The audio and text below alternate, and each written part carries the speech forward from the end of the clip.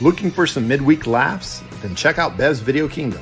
Join Brad, Zach, Scott, and Nate, four guys who never quite grew up, as they dissect their favorite films and have hilarious arguments about ridiculous movie categories. So grab a beer or a whiskey, or both, we don't judge, and tune in every Tuesday for the craziest movie podcast out there.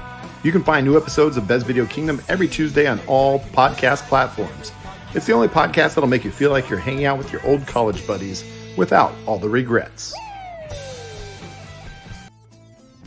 This podcast is part of the Deluxe Edition Network. To find other great shows on the network, head over to deluxeeditionnetwork.com. That's deluxeeditionnetwork.com.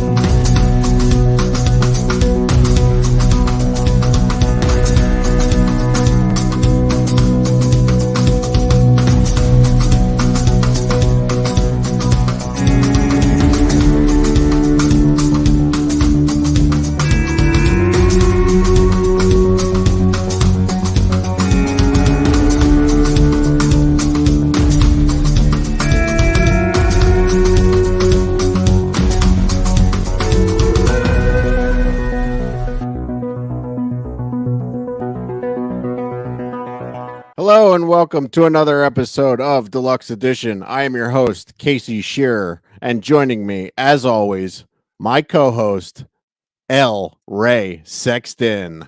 What's going on, brother? Having the time of my Not life much, over man. here. How are you? Living life in Cleveland? Yes, sir. Good, man.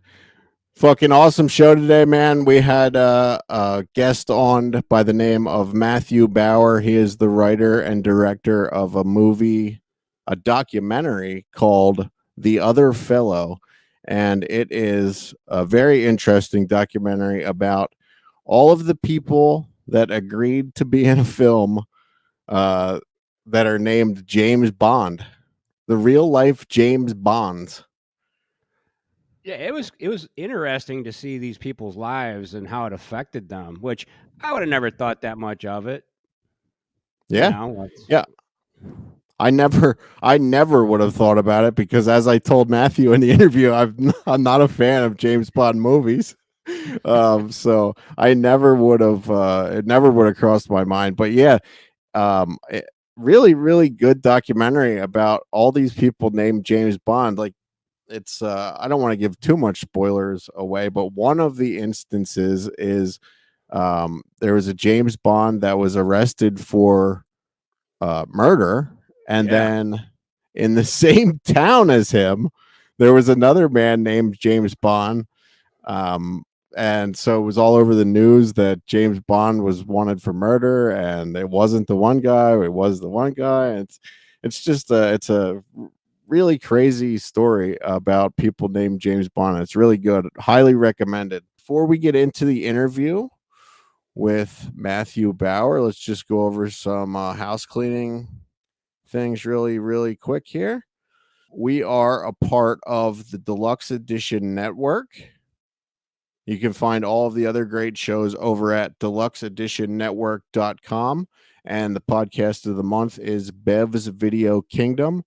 My friends out in California, go check out the Last Call Brewery in California. They all hang out there. And let's see, as I mentioned last week on the show on Deluxe Edition Network, if you go to deluxeeditionnetwork.com and click on the banner at the top that says the Denny's, you're going to want to click on that, and then when you go in there, you're going to want to click on the image that says the Denny's, and then once you click on that, what are they going to find over there, Ray? They are going to find our Oscar-style nominees for each podcast has their own question there. So, like mine was what the hell was my best mustache in a TV show or miniseries in 2022, and then you'll have 4 choices to pick from. Yeah, and you can also vote for your favorite podcast on the Deluxe Edition Network, and we would very much appreciate if you voted for us. You can vote every day if you'd like. Just go over to deluxeeditionnetwork.com and then click on the tab that says the Denny's at the top of the page, and you'll be able to find that. There's some really great categories like HILF, our podcast history I'd like to fuck with Dawn Brody. There, I sent this link to my friend. He goes, dude, that first question really threw me off. He's like, most fuckable president? What the hell? He goes, and to let you know, it was Teddy Roosevelt. So go check that out. The Denny's, very cool thing that we're doing here at the Deluxe Edition Network. Let's see. We are on the Instagram and Twitter at Deluxe Edition Pod. If you'd like to support the show, go over to patreon.com/deluxe edition pod or head over to whatamaneuver.net/collections/deluxe-edition. And you can find all of our previous shows over at deluxeedition.show. And we are sponsored by getslicks.com. Go over and check getslicks.com out. Get some hats, some t-shirts, hoodies. They got a lot of really cool stuff over there. And use code Deluxe Edition Pod at checkout to get 10% off of your purchase. Ray, where can people find you, bud?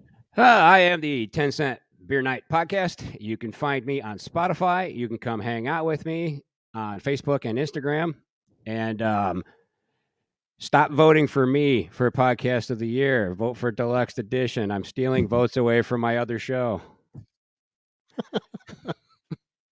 That's all right, bud. You got a really, really good show, man. So I wouldn't be surprised if you took that belt. Yeah. And go back and check out last week's live edition of the podcast. We talk about the Denny's a little more in detail, and I show the championship belt that is up for grabs for the Denny's for the podcast of the year. Go check that out. Go check out all the other great shows. And now here is our interview with Matthew Bauer. How's it going, guys? Hey, Matthew. How are you, bud? Well, very well, thank you. Yeah, nice to be here. Where are you guys? I am in Tallahassee, Florida, and Ray is in Cleveland, Ohio. Awesome. Yeah. How about you, bud? I'm in London now, so yeah, it's Wow. just 10 o'clock here. So yeah, that's right. We're used to doing some of these at weird hours. Yeah, our distributors in Ohio, actually. Oh yeah. Yeah, they're Gravitas. They're based up in Ohio. I think they were LA originally, but they shifted up there. Yes, a lot of emails and phone calls on Ohio time from here. So you're not originally from London, though. You grew up in Australia, right? Yeah, I grew up in Australia. I kind of came over here sort of for the making of this, and plus, I kind of always wanted to get over to London at some point. Yeah. When you grow up in Australia, you kind of always a lot of us kind of have that plan to kind of leave, and often when we do, we don't really come home again for a while. I never left Australia till I was like 18 years old. So you're sort of raring to like get to another country, if that makes sense. So are you talking about people, like all people from Australia, or people in your industry? I think a lot of us, so in Australia, you have this term, it's called like going overseas. You know what I mean? In other places, it's like just going to another country or something. In Australia, we call it going overseas because for Australians, you must cross an ocean in order to kind of get somewhere. So you have this term going overseas. I remember I was in high school and our geography teacher said to all the kids, "Who has been overseas?" And all the children except me raised their hands. And that did something to my kind of mind as whatever that I must go over these seas at some point. Yes. Yeah. And so I sort of left and sort of never kind of came back. But I think for those that do, the story's sort of a bit kind of like that. I think once you move back to Australia, you kind of go, I'm here forever again. now, so we're sort of trying to ride it out. Yeah, as long as we can. I don't know about our industry per se. There's a lot of Australians in London. Let's put it that way. Okay. We this doesn't really have anything to do with you, or maybe it does. We have a podcast on our network from Australia. It's called Growing Up Bananas. Is that like a term? What does that mean? Is that does that? I have no idea. Okay. Bananas can mean a bit crazy. I don't know if you guys have that term in the USA. You know, like going bananas is like you're going a bit crazy. I don't know if that's like an Australian thing per se. Yeah. We also have the Bananas in Pajamas, which is one of our famous children's cartoon exports. Do you guys know the Bananas in Pajamas over there? No, I don't remember that one. When we grow up in Australia, we're told the Bananas in Pajamas are famous overseas. Everybody loves the Bananas in Pajamas. It might be a lie. I'm not sure. Well, that leads me into one of my questions here. So, growing up in Australia, were you watching like American television, or like what were you watching as a kid? You say this Bananas show, so obviously there. And we talked to Jane Badler, who's lived in Australia for many years now. Obviously, there is production in Australia, but like yeah. There's because as kids here, like we're not ever getting like I didn't know about other things until I was much older. Yeah. I'd say in Australia, it's probably like you watch like half Australian stuff and like half overseas. So sorry, I'm really noticing myself using that term. You watch half sort of overseas stuff, and especially from Britain and America. There's kind of a lot of that over there. There's this weird sort of filter that comes through. So when you grow up in Australia, and a lot of people in Australia think that, and you guys might have this in England a bit, in America a bit as well, you think that anything from England is like really high class, if you know what I mean. Like just anything from England must be this really like highbrow kind of top tier sort of stuff. And then when you get over here to England, you realize that a lot of it was just crappy, nothing English TV. But over in Australia, we sort of respect things from there. And then from America, there would normally be kind of American TV on kind of in the evenings. So I was a big MacGyver kid, and often you kind of have to find it in the kind of schedules and things. But yes, I used to record MacGyver when it played at 4 a.m. Every morning. I also used to record Entertainment Tonight every night, because before the internet, that was actually the only place you could get like TV news in Australia, or sort of, film entertainment news and that kind of thing. But also, like, weirdly, as a kid, I was very up on like US soap operas and that kind of other stuff they cover on Entertainment Tonight. As well. Yeah. So like things like, I remember when like Xenia the Warrior Princess came on in Australia. I'd already known about it for 2 years, and my friends were very impressed with my knowledge of that sort of thing. But mainly for me, the Entertainment Tonight thing was because before the internet, if you were going to get James Bond news in Australia, the only place was really Entertainment Tonight to sort of get it. So if like the new trailer was coming out, for instance, that's the only place you would see it. So yes, I would record that every evening with Mary Hart. There you go. And Bob, his name was one of those weird second names, Bob something. But yes, I would watch that every night in the hope that it would be the day that there was that piece of new James Bond news. Maybe 3 times a year, that amazing moment would come, and I would rewatch the VHS hundreds of times. But yes, but there was always a lot of that very kind of overseas exposure. But yeah, the English stuff was considered very highbrow. In Australia does have this kind of like anti-American thing, and I realize, especially these days, that it's quite I don't know how to put it, quite incorrect, kind of in a lot of ways. Anything from America, there's a real thing of Australia where it's like, oh God, that's from America, it must be crap. If you know what I mean. And that's kind of quite embedded in the culture, and that's kind of quite backward, actually, in a lot of ways. No one over here in England is saying, oh, that thing from America, it's crap, kind of thing. But Australia is sort of still stuck in that mindset, I think, a lot of the time. Wow. So, and it's still like that to this day? They're kind of a bit better these days, but kind of not. In Australia, kind of bagging something American somehow apparently improves your standing as Australian, or something like that. I think that there generally kind of is that sort of thing. Yeah. There was a joke when I would grow up, and people would say that American culture is an oxymoron. You know, an oxymoron being two words that don't go together, and people would be like, American culture, that's an oxymoron. And then all the Australians go, oh, yeah, good one. Yes. However, I ended up going to NYU film school, so I'm not one of those. I'm bashing the Australians who bash American culture rather than agreeing with them. So how do you think it got like that? Like what was the, like, why do you think that they think like that?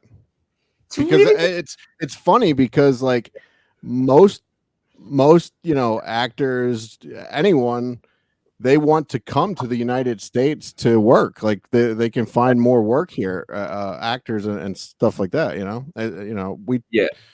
I think it comes back to the British thing. So Australia, as I was kind of getting at before, Australia has this really weird interpretation of like British culture kind of being a colony of Australia, of Britain, and especially being like after the war, there's kind of like this kind of strange elevation of all things British in a lot of parts of Australia. Definitely where I grew up, like, so when I grew up, all of my aunts would read magazines about like Princess Diana was like the main topic of conversation most of the time, and like the Queen and all of that kind of thing, and probably in a way that I think was probably even more than like English people would be, if that makes sense. And then there was this real, as I kind of say, with like British TV and that kind of thing, it was considered to be the epitome of high art, kind of in a way that it actually wasn't, and that even people in England wouldn't think it's that way, but kind of through this Australian lens, it's just seen that way. Things like kind of like something like, like Phantom of the Opera by Andrew Lloyd Webber, for instance. Phantom of the Opera isn't the same as like high-class European opera, right? It's a much more kind of like mass consumer version of that. But growing up in Australia, that difference wasn't clear, if you know what I mean. Like something like Phantom of the Opera was considered in that same sort of league. And I think the American thing is a slight result of that. Do you know what I mean? A kind of a slight sort of misinterpretation of this idea that all things European and the UK are at the very top of some cultural list, and that the American stuff sort of comes lower down. Which I think often when people leave Australia, they're surprised to hear that the rest of the world doesn't really think in those terms. But that said, I mean, please don't get me wrong, that Australia is very much in love with American culture. I mean, it's Australian movies and American movies and that kind of thing go very well there, but it does have this kind of like tone of like that it's like, oh, it's a bit crass or it's a little bit lowbrow, kind of is the kind of tone sometimes in Australia. It's funny because a lot of American people too look at England the same way, like the Princess, when the whole Princess Diana and the weddings and all that stuff, like they all like they love that shit. They eat it up, Yeah. I think over here, people just kind of bag out the royals all the time. I actually live quite close to Buckingham Palace here, and like generally the royals are the subject of derision and criticism a lot of the time. Yeah, I find in America, because I live here. When I'm in America, I'm saying from London, often the questions are about the royal family and that kind of thing. And I think that there is a lot more kind of like respect for the royal family, especially in America. But yeah, we had it here when the Queen died. I don't know if you remember, there was this like massive queue. It was like a 24-hour queue to go see, the Queen's body lying in wait.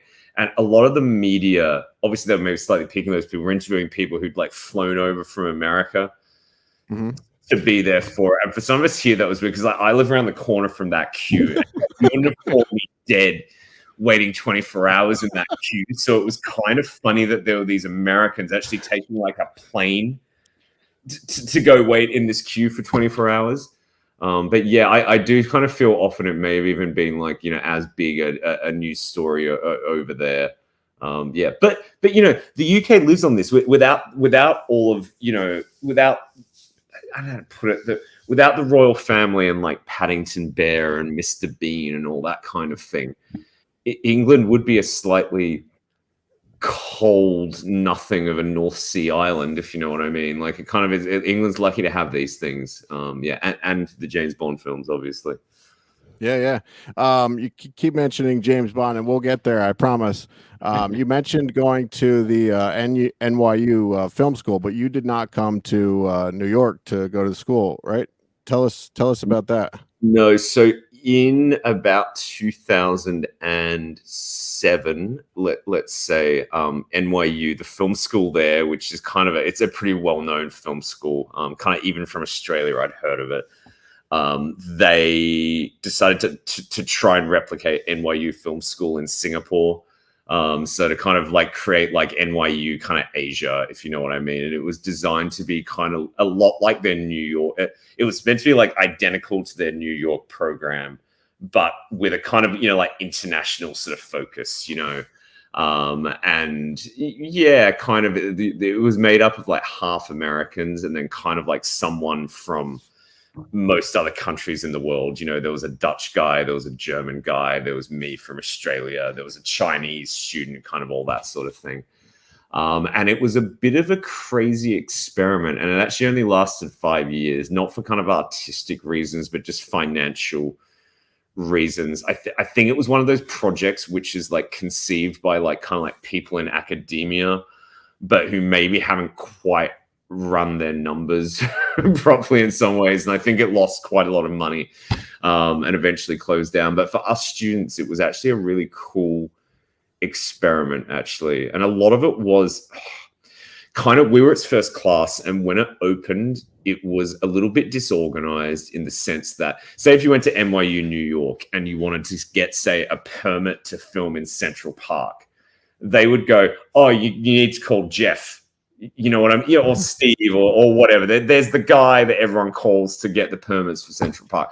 When we're in Singapore, no one knew who those people were. And so everything you did, you kind of had to figure out for yourself. And like my first like short, your first project at NYU was called an MOS, which is like a 4-minute black and white 16mm film without any dialogue.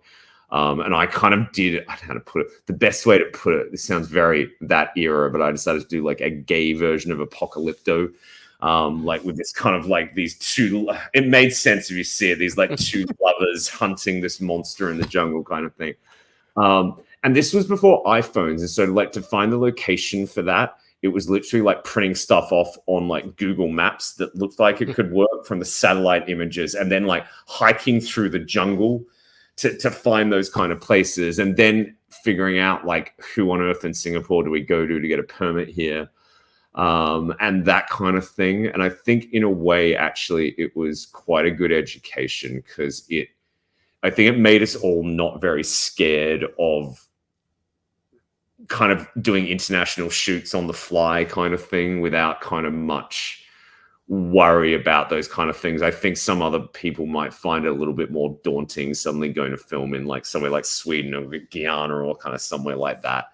Whereas it kind of made us pretty confident doing that kind of thing. So obviously when we were there, we would go and film something in like Thailand or Indonesia or something like that.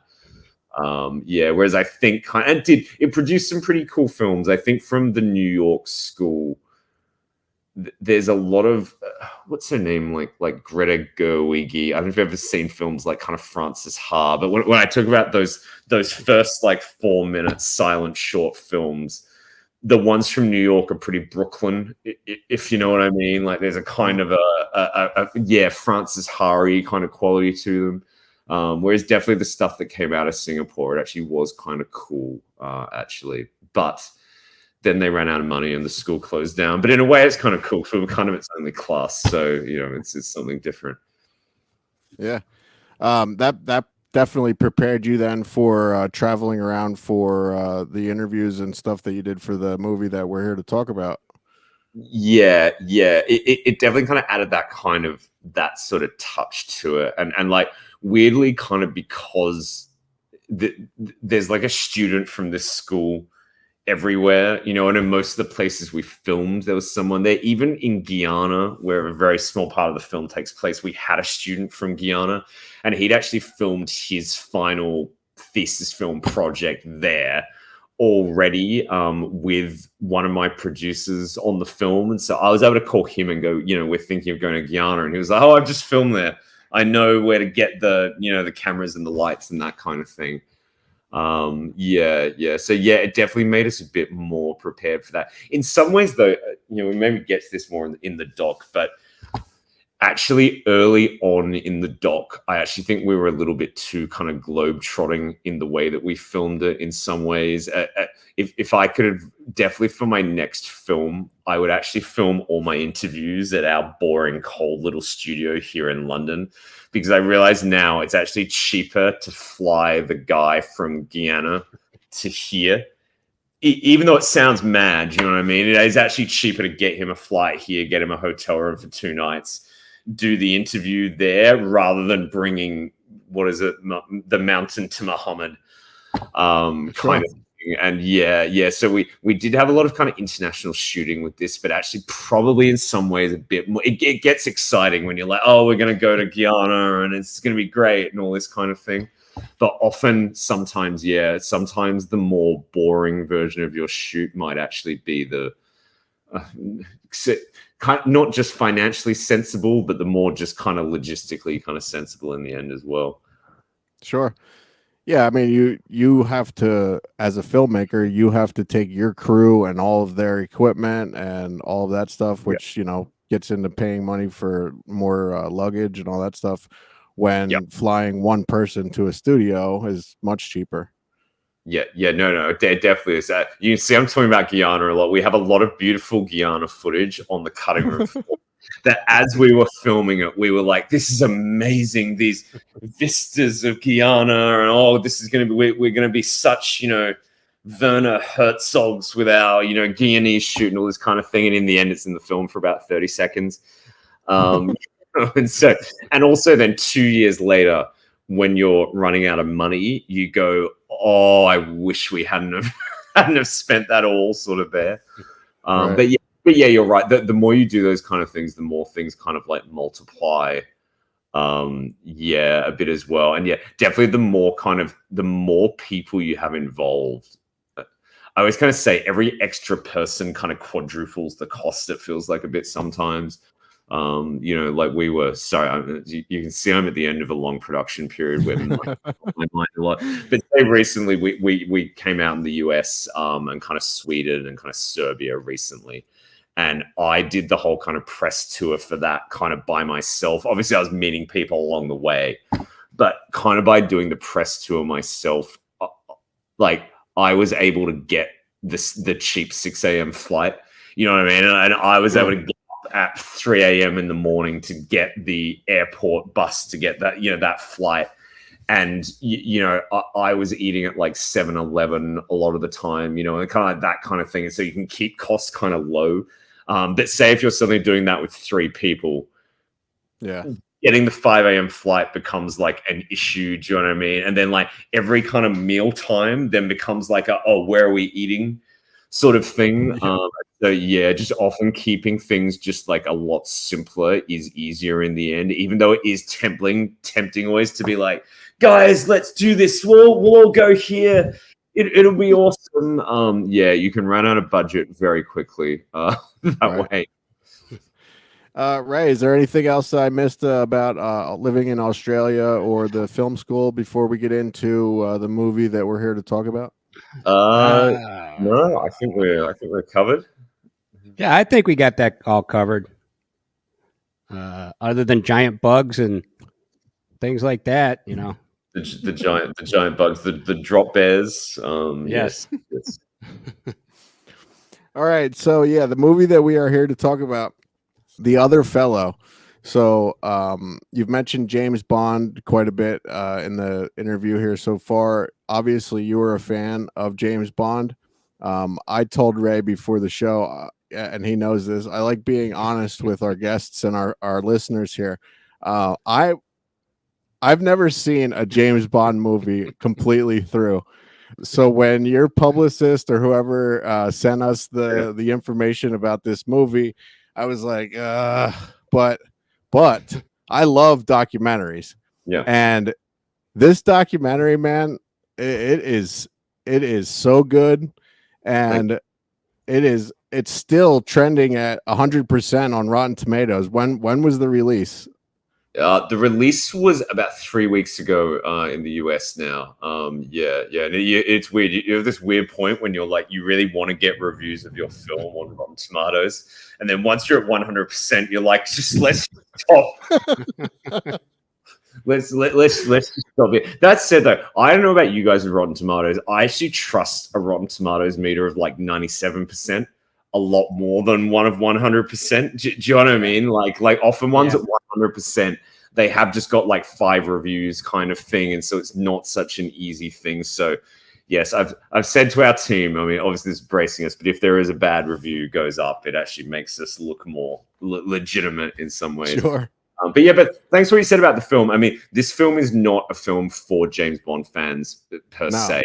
I am a Bond fan myself, but it's not really, we really didn't want to be a DVD extra, and we really didn't want to do, there's a lot of kind of like film fan documentaries, and generally like say like the interviews take place at like Comic-Con and like that kind of thing. And we didn't want to make that film at all that kind of felt like it was like a DVD extra or something like that. We kind of had this concept, which we saw a lot of. Personally, we almost saw a lot of like sci-fi horror inflected sort of storytelling potential that would come out of it. But we wanted to make something which you could imagine seeing in your like standard streaming queue, not on your DVD extra sort of list. So yeah, and the thing is, you don't have to have seen the Bond films. The plot of the James Bond films is completely relevant to what these guys have to deal with is just the maximalism of the Bond films. And even if you've never watched one all the way through, you still probably hear about them a hell of a lot anyway. Yep. And that's what these guys deal with. Yeah. It's a really, really good movie. So how did you come to the, why not do a movie about everyone named Matthew Bauer? I've done a search, how many people are named Casey Shear. I'm sure Ray's done a search. How many people are named Ray the podcaster? It's everybody wants to know, but why James Bond? Yeah, I mean, I'd answer in 2 ways. Well, one is that, James Bond carries with it kind of a cachet that like nothing else does, and you see in the film, Ian Fleming actually chose the name because he wanted this really kind of anonymous, flat, normal sounding name. At the time, in this kind of like post-noir kind of era, detectives were called things like Peregrine Carruthers or Sherlock Holmes or something like that. Whereas he wanted, ironically, this kind of very anonymous secret agent, which is why he kind of chose this name. And the thing is, like, Bond very much became, when we talk about the plethora of Bond stuff out there, Bond very much also became kind of like a men's lifestyle brand in a way, and kind of, it became the epitome of what cigarettes should we smoke, what alcohol should we drink, what cars should we drive. And then it kind of also determined like what kind of women men were supposed to be interested in as well.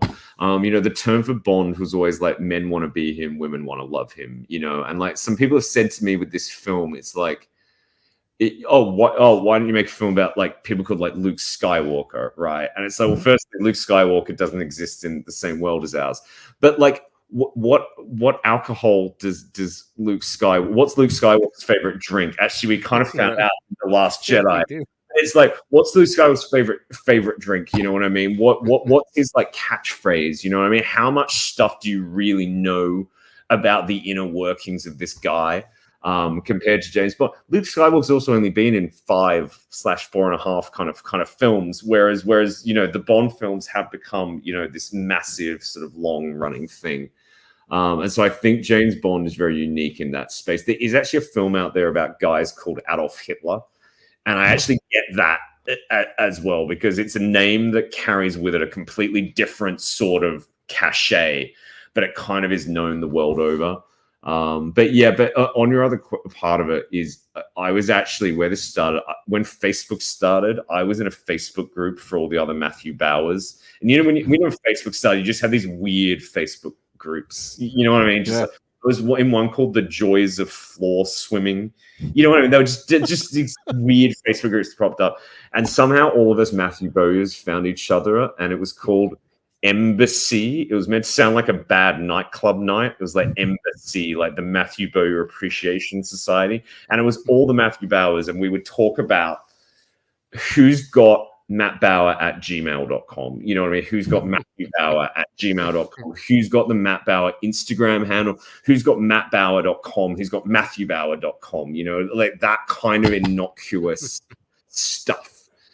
And kind of, I think somehow from that came the idea one day of what about if this was James Bond, you know, and what would happen there? And especially with an eye to the online kind of world, how much that would change it. And you see it very much comes through in the film that, you know, it's like you're not going to be Googleable. You're not going to be able to get James Bond at gmail.com. Even all of my characters on Facebook, none of them are James Bond, because actually Facebook bars you from using that name.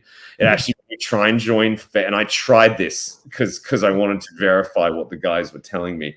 But when you try and join as James Bond, it actually says no, but then suggests that you're trying to make a fan page for James Bond 007, which they really like. So all my guys on Facebook are like Bond James or JB Bond, or they use their middle name or kind of whatever.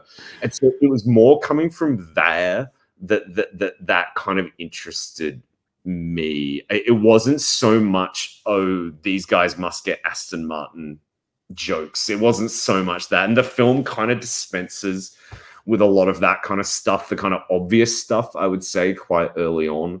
We were very much more interested in this slightly more kind of unexpected and complicated parts of it.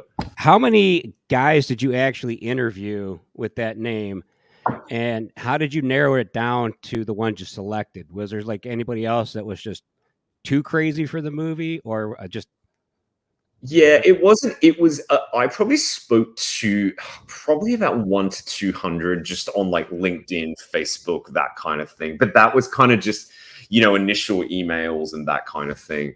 And then probably over like kind of like the phone and that kind of thing and Skype, we kind of probably spoke to about like 20 or 30 of them at first, at least. And then we settled on, I think, 5 who we, well, you'll see in the film, there's 4 of them together in Texas. So we kind of count them as one Bond. So there was them plus about 4 others. And it was slightly logistical. We kind of charted a course through like Canada down through the US and then Guyana, and then ending over here in London where we could kind of cover them. And that was our kind of initial shoot of it. But I think the only one out of that initial shoot who ended up being a main character is the gay New York James Bond. And he's the one, how do I put it? He's the one that says, I have to be in this movie. I mean, he's what you're kind of expecting, I think, from the film. You want the kind of bitchy gay New York guy who just hates it. That guy. So I'm sorry, that guy, he hates being he hates his name, James Bond. He hates it. He bitches about it the entire movie. But if someone's paying him to do it, say that James Bond, he'll do it. Like, it's just so crazy. Well, and also it's like I mean, the thing is, a lot of the time in documentary, like, people are lying to you a lot. Do you know what I mean? People aren't necessarily telling you the truth on screen. I think I find even with this film, I'm like, my characters they're not telling you the truth all the time. And for him, he's like, I hate this, I hate this, I hate this. But it's part of his shtick, you know. I don't. But that's the problem, is he would actually probably agree with that, because he would say, well, I was given no choice in being James Bond. So now, yes, maybe hating James Bond is part of my shtick, but I can't escape that either, you know. And I think either way, he is kind of stuck. With it. And then obviously when he does the ads and TV commercials, people then see those and call him and they go, we knew you love it. You must love it. And he's like, no, I just didn't add it. Doesn't mean that I love it. Then they go, well, it looks like it's very hard for him to get away from. But we had him, and he was definitely kind of in there. And then kind of throughout the rest of filming, our other kind of main ones sort of came up. And so obviously the idea to kind of include the original ornithologist came up. And it was actually through looking into that more that we realized there actually was a story to tell there, and that they had actually ended up finding Ian Fleming, and kind of they had a kind of story to tell there. And then obviously a guy in Indiana was arrested for murder named James Bond, but more so we came to him because we read about the guy. You see it in the film quickly. There's a news article that's called "Man Named James Bond Confused Murder Suspect." And so that's how we actually found out about it. Because frankly, we probably could have found another prisoner somewhere in a prison somewhere in the world named James Bond. It was more that thing that this guy had been arrested for murder who was like a black guy. But then you had this like MAGA hat wearing Christian conservative guy, but who also happened to be a gun nut. And all of his Facebook pictures of him holding guns, who of course then is naturally confused for another James Bond in his same town who's been arrested for murder. And so that we were kind of really into, and they both kind of agreed to sort of be in it. And then I kind of try and avoid spoilers, but there is a fourth main character in this film who kind of comes in like halfway through. And they were actually kind of there from the start, in the sense that James, who you meet at the very end of the film, he was actually the very first person that wrote back to me on Facebook way back in my initial kind of search. And he kind of said, all the stuff I'd expect, but then he was like, oh, also I got this name because bloody, bloody, blah. And from that, I was like, you sound really cool, and I want you to be in the movie. The problem came out that when we shot him, a lot of his story he was telling us was kind of secondhand, because he wasn't really there for most of it. And so suddenly that story was having a lot of problems, which we needed to solve in an elegant way. So we had to interview some of the rest of his family to get the story that he wasn't able to tell us. And then so I'm dancing around spoilers here, but one of those interviews turned out to be something like straight out of an Errol Morris documentary. And suddenly from that interview, it was like, oh shit, you're actually like the linchpin of the whole film. And so I think it happens with a lot of docs. You go in with a certain idea, but then it kind of changes and builds over time. And a lot of it changes and builds because what you have isn't working, and we kind of realized quite early in our edit with this film that you can't make a film about God. You can't make a film where everything is like the New York James Bond for 90 minutes. Like even him, you couldn't have any. We tried longer edits of him, and he gets old quickly. And so it couldn't be bitching. So we kind of needed like the positive side of this as well. And so with that family story, the positive side comes out eventually. And then the other was the Swedish James Bond, who's a Swedish guy, turned himself into James Bond. And he was everything I was trying to avoid at first, because when you go looking for men named James Bond on the internet, you come across a lot of guys like him who are like party entertainers. You know what I mean? Or like lookalikes, get James Bond to go. There's a guy here in England who's like Britain's most famous Daniel Craig impersonator. And, he shows up we were trying to avoid anyone like that.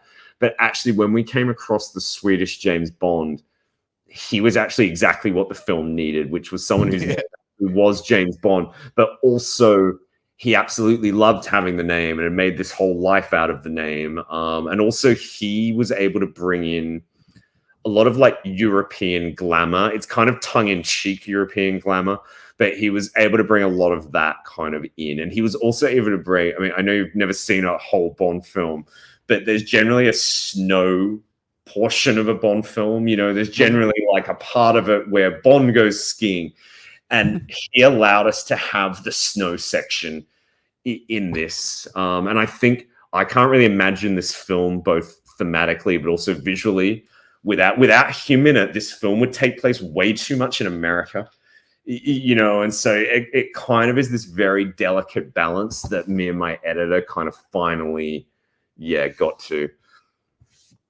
Yeah, yeah, it's a fantastic movie, man. Like I said, there's ups and downs. Like you feel at one point, like I feel really bad for that guy. That's that turns himself into James Bond. He tells his whole story, and then he goes on to like that. I'm not sure where that talk show or the game show was, but like they're Yeah, just basically like shitting all over him. Like that was the worst thing we've that was the worst thing we've ever seen, and you it makes yeah. you feel bad for the guy. But so how did you? So it is hard to find these people. Like you said, if you Google James Bond, you're not going to find anything other than James Bond movies and things related Yeah. to people that played James Bond. Yeah. So what was your process like to find these people? And second part of that question, how long was your research process before you started shooting anything? Like before you went anywhere to Yeah. start shooting? Yeah, I mean, it was kind of social media. There is another tack of how you could do this, which would be to go through every phone book in the world and look for J Bonds and like send them a letter or email them, or no, not email them, or call them on the phone kind of thing. But to be honest, at the early stages of researching a documentary, you don't know if you're actually going to do it or not, so social media, so Facebook and kind of stuff. LinkedIn is actually the best place to look for James Bond because people generally have their real names on there, and they've also got a lot of their they work here, yada yada. And so especially on LinkedIn, because they show you where someone works, you can find their email address pretty easily, without having to sign up for LinkedIn premium sort of thing. Mm-hmm. And so there was a lot of, say, like our Texas James Bonds. We found the it gets hard with them, the third oldest, and he worked for somewhere in Texas. And so, if you look up a company, you can see what their email address syntax is, whether it's J.Bond or James Bond or whatever it is. And so we would then kind of send it through there and find them. Yes, that was kind of how it worked. But yeah, Google obviously kind of wasn't your friend with that. Yeah, you can though. What you can do though is type in like real man named James Bond. You know what I mean? You can get there through that. And so some of them, the ones in Indiana, I actually can't remember how exactly we found them. To be honest, I think it was just a Google search that was kind of something like that. But some stuff like that kind of does kind of come up, and you get weird. There was a weird one a few years ago that a man named James Bond won like a lottery somewhere in America, but it was just at that point where we had to be like, we're done. That's enough. But then I actually wish we'd spent longer in pre-production, and for my next film, I actually would rather spend like 2-3 years in pre-production and really map out exactly what you're doing, because there was a lot on the cutting room floor in the end, which is standard for documentary. It's more the wasted money that gets to the point, to be honest. What we did with this, you'll see there's the part in the film where the 88-year-old James Bond in the film, who actually to give a shout out, sadly passed away last week. We lost our first kind of them, but he got to come to the premiere of the film and all of that kind of thing, and weirdly, he, after it got released in the US, he actually died like the week afterwards, and it was this weird thing with him where I always kept saying, tell him to hang on, we're going to finish the film kind of soon. And so obviously it's sad he died, but I'm glad that he got to do it whilst his film was being released in America. I think that was really cool for him, and he was handing out. We've got little postcards for the film. We've got our postcards, and he was handing them out to the nurses in the hospital, saying, which is very James Bond actually. But basically with him, he was going skydiving in San Marcos, Texas for his 88th birthday. And that was like a set date. And it was like 88-year-old James Bond is jumping out of a plane. And so kind of because of that, like, we've got to get there to film that. And then it was like, well, look, while we're in America, we might as well film these other 4 you know, kind of while we're over there. But to be honest with you, I think that probably accelerated the start of our shooting by like a year more than it really needed to be. You know, but at the same time, I mean, the film in the end, it kind of has this form where we have these kind of 5 main characters, but actually we did use every person and location we shot kind of somewhere. And kind of a lot of the more minor characters, they're kind of used like, in the end, we were like, you know, if you're watching like a climate change documentary, you might have some professor from the University of Oxford who he's only in the film for like 10 seconds giving one soundbite, but he's still there. And so we kind of were like, well, all of these characters are an expert on being James Bond, so we'll use them kind of where it's needed. And I think that the fact that there are kind of way too many James Bonds in this film kind of is cool. At the same time, you know, and there are some in this film that just pop up out of nowhere for like one shot and then disappear again, and it's a bit like with another one kind of there, and that was kind of a slight result of that slightly disorganized start of shooting. And so, you know, there's always the kind of pluses and minuses. Longer pre-production next time. I'm not in any mood to start filming too quickly again. So, all right. So that was how you found the people named James Bond. So how did you go about? There's a couple. No, it was just the one, I guess. James Hart, who changed his name from James Bond to James Hart. How did you find him? That was a pure coincidence. Yeah, I was wanting to find one of those people, but didn't really know how. And to be honest, I probably could have like hired like a private investigator or someone who knows how to do this kind of thing. And I think we probably could have found one through that way. But yeah, we wanted to find someone who had actually changed it to something else. But yeah, I was just in London and I was kind of meeting people and telling them about the film. And someone said, I know a guy who changed his name from that to something else. Yeah. And so they put us in touch with them. And we spoke with him, and he was oddly kind of happy to do it. It doesn't come across too much in the film, but he'd actually had it had really messed with him being James Bond. And it was a weird thing that I wasn't expecting, because we in this film, we really wanted to try and choose like black men and like homosexual men. You know what I mean? That was the obvious thing, to get people who were different to our conception of James Bond.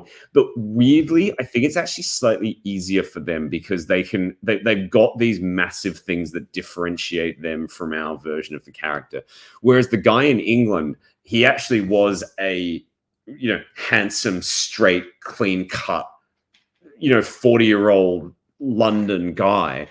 You know, he's not a secret agent, but he ticks a lot of the same boxes. And also, when you're here in London, it's not, James Bond isn't quite the same in America. You know, James Bond is big in America, but here it's like it's a national religion, you know, and it's like everyone here knows.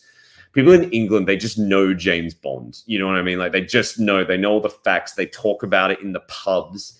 They debate it a lot in the. Do you know what I mean? The debates that go on here about James Bond. Oh, you know, can Idris Elba be the new James Bond? Is a really great way to get like a bunch of dudes in a British pub fight up at 11 p.m. Like it's a bit kind of religious here, and so in the middle of that, it was really hard for him, and he really got teased at school. Kids at school here have got a lot more material to tease you with than kids in America. A lot of it are American Bonds. They actually said that they didn't get such a hard time at school from the other kids, because how much does a 6-year-old in America know about James Bond? Like maybe not so much. They said they actually got it more from the teachers when they were reading out the roll call. However, for the kid at school in England, where it kind of is this national religion, he got like a really hard time with it. Yeah. And so it kind of only just comes through in the film. But what happened was he had a daughter, and he kind of saw that coming up, and he was like, I don't even want my daughter to be a Bond. And it's because I think he was slightly using her as an excuse to change his name. But also he kind of didn't want to be the Bond family, because he saw that every time he took the kid to school, names would come up, and oh, your daughter's, are you James? You know, and kind of like once you have a kid I know how to put it.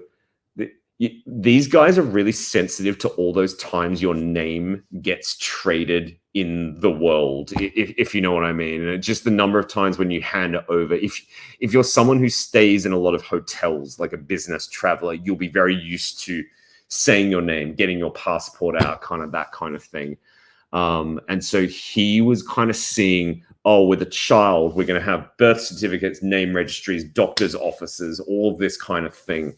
And so he was like, no, I'm going to do this to save my daughter the stress. But I think it was kind of a way out for him. Sure. But we were lucky to get him to be in the film because in a way, it was something that he was happy to leave behind. And he was one of those guys. Some of the guys you see in the film who aren't in it much as well is also because they're not willing to give you more than a day or two, to film a documentary. And what happens a lot with these things is when anyone agrees to be in a documentary, you're getting them on a good day when they say yes, or you're getting them on a good month or a good year. But then often you call them back a year later to go, hey, we actually wanted to do another interview or some more footage, and they've had a divorce or they've lost their jobs or whatever, or they're not. With our James Bond in Indiana, he's been in and out of prison several times since we shot the film. And so often, literally, we couldn't shoot something else with him. Conversely, the Swedish James Bond was the one calling us every few months being like, hello, I'm going to Lake Como to be James Bond. Would you like to come film it? And that kind of got to be quite fun after a while. And so also some of the ones who are in the film more, it is because they kind of offered more ideas, if you know what I mean. Whereas, James Hart in London, we got him for a couple of days. And then at the end of our final shoot, he was like, very politely and very Englishly, he was like, we are done here. Thank you. Good luck with your film. Yes. So we're going to try and get him along to the UK premiere. Yes. But his daughter loves it. He likes to sit there and kind of be very not into this. But I think even with him, I think there's part of him that secretly enjoys it as well. Was there anyone that you found that had an awesome, incredible story that you wanted to put in the film, but they didn't want to be in the movie? Yeah, there was a fair bit of that. Within even the cast of the film, we had what not unfortunately, but what happened a little bit was we would shoot somebody later who kind of took someone else's place. So you'll see in the film there's a helicopter pilot called James Bond, and he's only in the film very briefly. And he was one of the first ones we shot. And he's actually got this amazing story that he was like a Polish immigrant who arrived in America. And he was encountering not racism, but like name xenophobia, if you know what I mean. Where just like having a long, complicated Polish name, he was finding problematic. And then he got married, and his American wife hated this unpronounceable Polish name he had. And so that led to them changing their names, and he became James Bond. Wow. Really cool story. And he's trying to become a pilot. And so in his mind, he was like, that's a real pilot's name, as Captain James Bond. That'll really help my career. And so he was really cool. But then we found the Swedish James Bond, who really, unfortunately for the Polish guy, really filled the funny European man who changed his name to James Bond sort of space. And then even in Texas, the second oldest one from Texas, who's the preacher, he's actually like an LGBT preacher. And he's got this like amazing life story about, him coming out in the church and all of this kind of thing. But unfortunately, our gay James Bond storyline was already taken up somewhere else. And so that kind of had to get killed a bit. But then outside of that, there is the biggest one was actually on the set of The Living Daylights, the James Bond film. They were filming in Gibraltar, and one of the guys in the British Army there was named James Bond. And so of course they wheeled him out to get a photo with Timothy Dalton, and it was the day that James Bond met James Bond, whatever. And so I had those photos, and I finally tracked him down to his address, and he wasn't answering any of my like letters and things. And so I eventually went to his house when his wife came out and she was like, "Stop harassing our family. We've been dealing with people like you for years."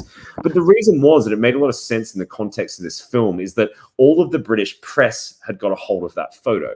And all of them had tried to interview him over the years and do stories with him. And he was just a private guy that didn't want to be bothered. And so, yeah, so he was like a major one I couldn't get. Another one, if you're kind of film geeks, is Chicago's most famous projectionist is a guy named James Bond.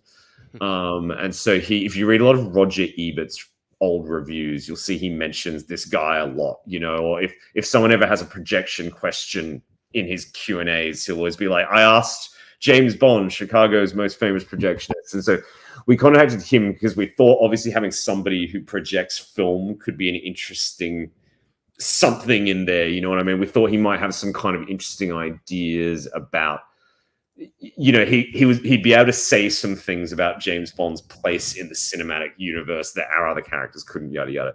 And he just didn't want to know about it, and I think also because he knows film, you know what I mean? Like we take as documentarians, they say like documentaries are, the fakest movies in the world or whatever. And they are in many ways. The fact that we're portraying reality in facts in some ways makes them more false. And it's like, you take your 4-hour interview with people and you take out the best 2 minutes and then you add like reenactments and music and things. And, he wasn't interested in having his story messed with, by filmmakers, I think. And also, he'd been quite successful in his own right. And so I don't think, and sort of, he'd kind of overcome the James Bond thing, and I think didn't want to be part of that. There's also a clothing company called Undefeated in Los Angeles. And actually, Undefeated is run by a guy called James Bond. And that's very much clamp down in their press materials. Do you know what I mean? They really don't play that up because obviously he wants his company to be taken seriously. Sure. So he just did like a shoe line with like David Beckham. He's actually a really big deal, this guy. And again, he just wouldn't return my phone calls or emails or whatever. And you can see with him, there's actually a lot of interviews with him online, but the James Bond thing never gets mentioned. And I can tell from my vibe from this guy, he would say to people, like you guys before the interview starts, like, we don't mention the Bond, because like there's like 50 interviews with him online and it's never mentioned once. And so clearly he's like, we're not doing that. And it's like, I get it. Although all those people that didn't want to be in it, I get why. And actually their why totally speaks to what this film is about as well. Yeah. Ray, before we wrap it up here, did I miss anything? Anything you want to cover? The only question I would have is, what was the first Bond movie that you saw, and is it the one that made you fall in love with all the rest, or did you have to watch, a few of them before you actually got invested? For me, I saw Moonraker was my first one, which is a really good kids Bond film. And I walked out one night and my dad just had it on TV and I was instantly transfixed. And weirdly enough, it's kind of with this film, I wasn't like, oh, this man's name is James Bond. I was like, oh, this is James Bond. You know what I mean? Like I'd heard, even at like 7 years old, I'd heard the term James Bond in the ether. And it was like, oh, this is what James Bond kind of is. But then, of course, I didn't, I came in just before the internet kicked in, and I actually am kind of glad I did because there was this great mystery to it. And so at that stage, I was like, oh, that's the James Bond movie. And then like it was like 2 years later, like someone like had like a VHS, someone's dad put on a VHS, and it was The Spy Who Loved Me, which is actually the film that's before that one, And of course, then at that stage, I was like, oh, so every Bond film is like James Bond versus Jaws, And then I finally found like the shelf at the video store, you know what I mean? Like the Bond shelf, and it was like, I see. Okay, I kind of get this now. And I always like the way that's done. I think with a lot of people, Roger Moore was my first, and then I think you obviously moved to the Sean Connerys.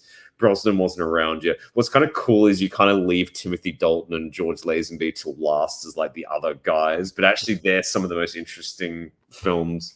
It's always Roger Moore for you. I think your first is always that special kind of one. But it was love at first sight. It really was. It was just suddenly it was like, this is it, you know. And I think as a filmmaker, I totally get that. You know, it's the Bond films are that kind of like, you know, they're there to entertain you in a major way. Albert R. Broccoli, who made the Bond films, he used to describe this thing called bumps. And he was like, Bond films need a bump every like 2 minutes, you know? And it's like those things where it doesn't matter if it's like a joke or it's a girl in a sexy bikini or it's a gadget or it's an action beat or it's a joke. He was like, these films need that thing that kind of puts a smile on your face every like couple of minutes. And I think they are, they're just these like entertainment machines, you know, and it's I get it. One more question about your film. Is that you that we hear off camera asking the questions? Yes, that is me that you hear off camera asking the questions. Yeah, it's really tricky that I've got to say, because often when we filmed I was sitting in a different place. Do you know what I mean? In a lot of them, just because of the room we were in or whatever. Nothing throws an audience more than hearing the interviewer in different places throughout, because especially when we're cutting between them, it sounds like the weirdest thing. But all of our first test screenings, the biggest thing was like, I was really thrown by the voice sounding different. And kind of some of them we'd done over like Skype, whereas some I was in person. And it's weird. That really throws people. So actually the most ADR we had to do on the film was actually on me re-recording some of those. But it's weird, these things where it's like the audience doesn't quite get the technical side of something that's off, but they really notice something off like that. Anyway, but yes, that's me asking the questions.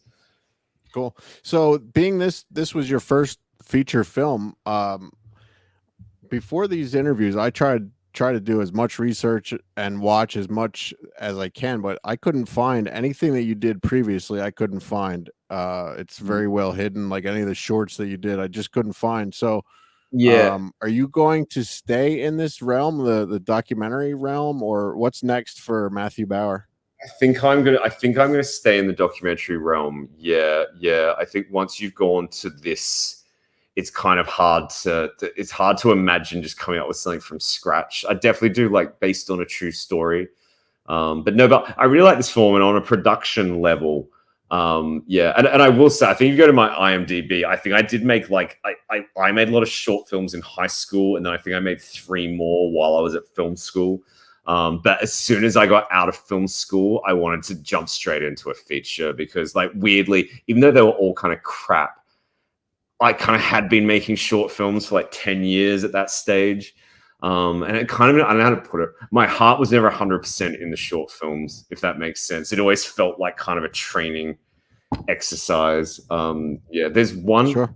there's one, the short that I made just before we finished at NYU. It was one of those ones that didn't really get into any like festivals or anything, but we've always been kind of saying we should put it on YouTube or something. It was a short film about a guy who looks like Larry David in Singapore, who decides to go to the equivalent of the Singaporean Emmy Awards and pretend to be Larry David to try and get like accolades and affection. But of course, no one in Singapore, we filmed it like Borat style, actually at the Singaporean Emmys. But of course, no one there knew who Larry David was, because it's fucking Singapore. And so it was actually quite good. And we've always said, we've had that chat about like, there is a point when you're like, should I just put my shorts online? But I definitely want to stay in documentary. What I like about documentary is even though the filming of this was a slightly haphazard process, the thing is you can have a slightly haphazard process that still results in a good film at the end, you know. And I think when we finished film school, they said to us, like, don't rush out and make like a feature straight away. And I saw some people do it, and I get what the problem is. The problem is you raise $250,000, $500,000, whatever the budget is, and then you go out and film for 30 days, and that's your first time ever as a director filming a feature film. And then you get to the edit, and often what you have kind of sucks, but you've spent all your money. Like, you can't go reshoot you know 30 days of whatever, and so you're sort of stuck with what you've got. Whereas with documentary, like this film was made up of like 100 shoots that cost between $250 and $1,000 each. You know, there was no really kind of crazy thing, and kind of with that you can kind of just slowly over time kind of go, here's what's working, here's what's not working. And if it's on the downside is you spend 90% of the time working with quite a terrible film and quite a terrible cut that you're always like fixing up here and there. But because you haven't spent $1 million in the first 30 days, it sort of lets you do it. So yes, I like a documentary. I think I wouldn't say documentary is easier. That's not the right way to put it. I get, funny enough, we started off talking about Rotten Tomatoes.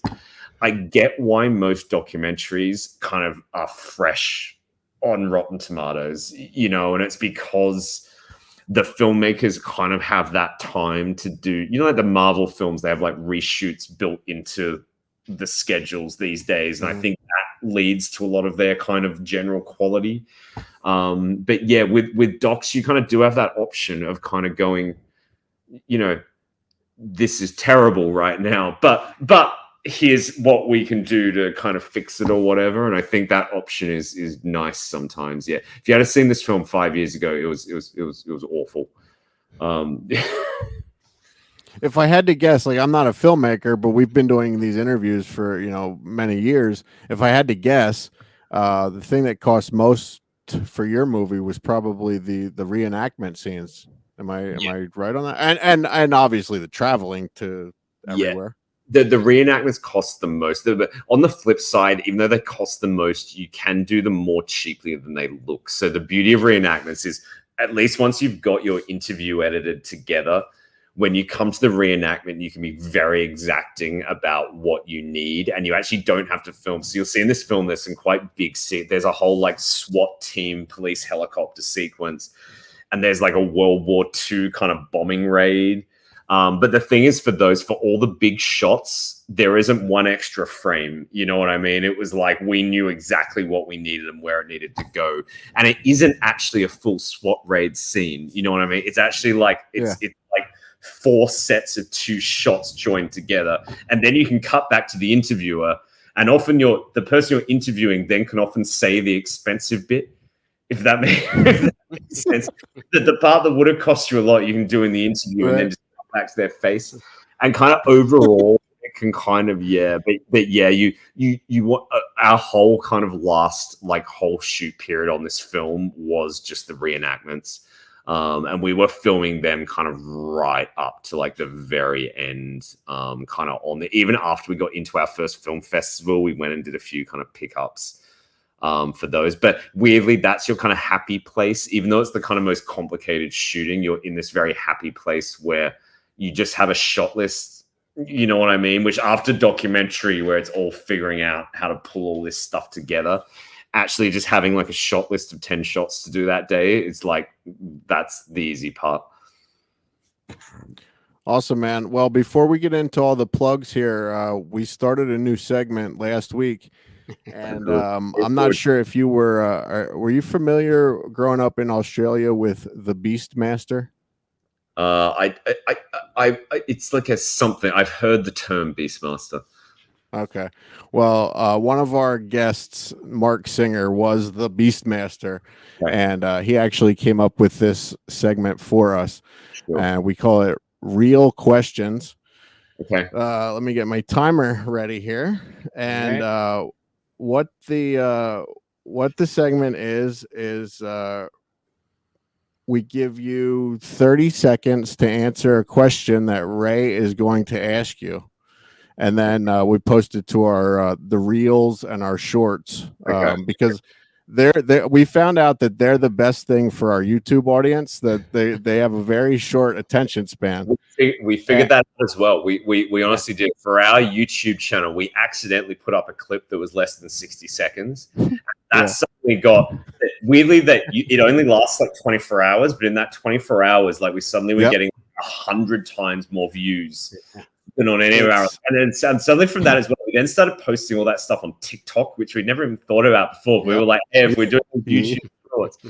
But no, it's incredible, man. I did the exact same thing, and I was posting videos of like wrestling events, and other events that I would go to, and it's getting us like thousands and thousands of views. But I showed Mark Singer this, and he's like, "But what does that have to do with your podcast?" And I go, "Well, nothing, but it's getting us a lot of views and attraction to our channel." And he goes, "Yeah, but you have to think of something that belongs on your channel, like that benefits your podcast." And he goes, give me a couple days to think of this. And he left. I was in LA with him. He left, and like 3 minutes later, he knocked on my car window and scared the shit out of me. And he goes, "All right, this is the segment." He goes, "Ray asks the question and you time it, and it's called Real Questions." Okay. I was like, so you're gonna. I don't need to have my own clock here. You're gonna. Okay. Yeah. All right, Ray. Good. All right. Lots of questions. Yeah, my questions usually don't make a lot of sense. So, you said you guys went through the jungle and stuff. What's something about a jungle that most people should know if they're going to try and film in one? It's actually a really good question. You should know your way out of there. The problem with the jungle, the problem when you go location scouting in the jungle is that most of it is like covered in jungle. And then you can always see this point of light in the distance. Like maybe there's a clearing there you could film in, and then you go further and further in, and then you can get in a situation where you go, "I am now lost in the jungle." And especially before you had GPS and stuff on your phones, it can lead to some slightly scary moments. Yes. So mark your trail. All right, great. That's a great answer. Question. Yeah. Yeah, very cool, it was man. a good. Had that question on this press tour. It's nice to have something new. Awesome, man. Thank you so much for taking the time out of your day to do this. Please tell everyone where they can find this amazing documentary, where they can find you, all that good stuff. So if you look on kind of Apple TV, Prime Video, Vudu, it's just on YouTube as well. If you search any of those, you can find it. Otherwise, we're very proud. All of our socials are at The Other Fellow. So Facebook /The Other Fellow, Twitter /The Other Fellow, Instagram /The Other Fellow. And you can find links to watch it on any of those as well. Yeah, highly recommended, man. We've talked about it before on the show. We don't talk to anyone on this show that we're not a fan of. And, if we would have watched this movie and not liked it, you would not be here right now. So it's a really, really good movie, man. We really appreciate you taking the time out of your day to do this. We get a lot. We tend to get a lot of, that was much better than I thought it was going to be. If there was one poster, that would be it. Yes. Well, I like I said, I couldn't have any expectations about this because this was your first feature. We had no other reference to go by than this, and you knocked it out of the park, man. Yeah, thank you. Yeah, it goes some fun places. So I'm glad you enjoyed it, guys. Yeah, thanks a lot for having this on and kind of getting it all organized today. Yeah, man. Thank you, man. Yep. Thank you. Thanks, guys. We'll talk to you after the next one. Thanks a lot, mate. Catch you later, guys. All right, buddy. See you, man.